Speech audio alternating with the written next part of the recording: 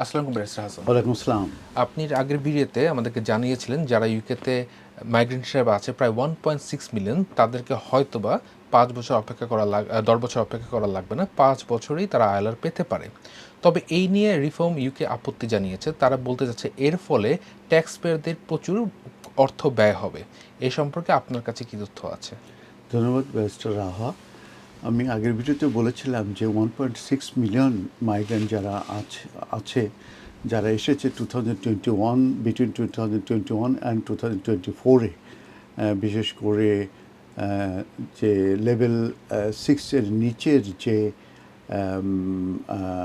যে skill worker, including carer, তাদের যে কোয়ালিফাইং পিরিয়ড পর সেটেলমেন্ট ইনক্লুডিং আদার্স, এটা baseline from 5 years to 10 years consultation already হয়ে গেছে। এবং আমরা জানি যে কেয়ারার সহ যারা লেভেল 6-এর নিচে আছে তাদের 15 ইয়ার্স পর্যন্ত অপেক্ষা করতে হবে সেটেলমেন্ট পেতে গেলে।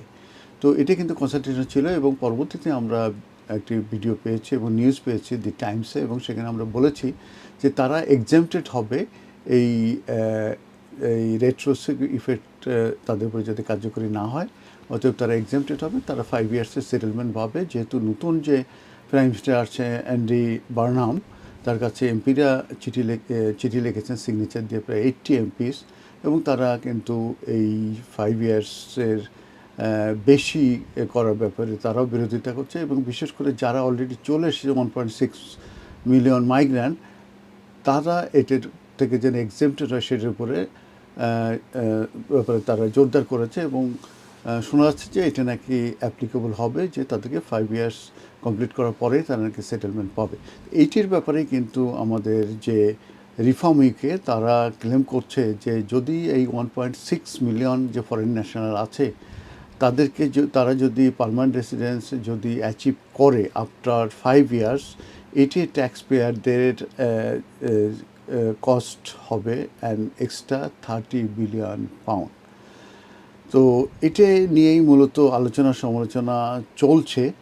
এবং এবং যেটা আমি বলছি যে রিফর্ম ইউকে তারা কিন্তু অনেক ব্যাপারেই কিন্তু খুব এন্টি মাইগ্রান্ট, এবং বিশেষ করে এই সোশ্যাল হাউজিং, তারপরে এই অ্যাক্সেস টু যে পাবলিক ফান্ড, এসব ব্যাপারে কিন্তু তারা বিভিন্ন রকমের কিন্তু কথা বলছে এবং সম্পূর্ণ বিরোধিতা করছে। আরেকটা জিনিস এখানে জানিয়ে রাখা ভালো যে এই যে 5 ইয়ার্সের যে কেয়ারার ভিসা সহ যারা সিন্স 2021 থেকে 2024 পর্যন্ত এসেছে আন্ডার লেভেল 6-এ, তাদেরকে সেটেলমেন্ট দেওয়ার কথা আমি নিউজে দেখেছি। তবে সেখানে একটা জিনিস জুড়ে দেওয়া হয়েছে যে সেটা তাদেরকে হয়তো 3 থেকে 4 ইয়ার্স পর্যন্ত তাদেরকে no request to public fund থাকবে। তার মানে তাদেরকে পাবলিক ফান্ডে তারা নিতে পারবে না। তো এইটার উপরেই মূলত যে 30 বিলিয়ন পাউন্ড, এটা আদৌ এটা ব্যয় হবে কি না ট্যাক্স পেয়ারদের, এটা নিয়ে কিন্তু হোম অফিস কিংবা গভর্নমেন্টের সঙ্গে কিন্তু রিফর্ম ইউকের কিন্তু একটা কনফ্লিক্ট হচ্ছে।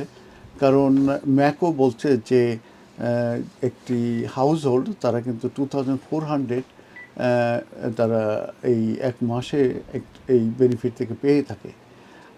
তবে যদি তাদেরকে 3 ইয়ার টু 4 ইয়ার্স যদি তাদের যদি না দেওয়া হয়, কি বলে, বেনিফিট না দেওয়া হয়, সেক্ষেত্রে কিন্তু এটা রিজনেবল হবে। তো এই যে ফিগারটার কথা বলা হয়েছে ফ্রম রিফর্ম ইউকে, এটার ব্যাপারে সবাই ডিসএগ্রি করছে যে এটার বেসিস নাই। তবে আমরা এটাই বলবো যে আমরা ওয়েট করে দেখি যে আসলে ডিসিশনটা কী হয়, এবং এটাও আমরা জানতে পারবো যে 30 বিলিয়ন পাউন্ড আদৌ ট্যাক্স পেয়ারদের ব্যয় হবে কিনা, এটা সময়ই বলে দেবে। এবং এ ব্যাপারে আপডেট আসলে আপনাদেরকে আবার ভিডিও নিয়ে আসবো। ধন্যবাদ।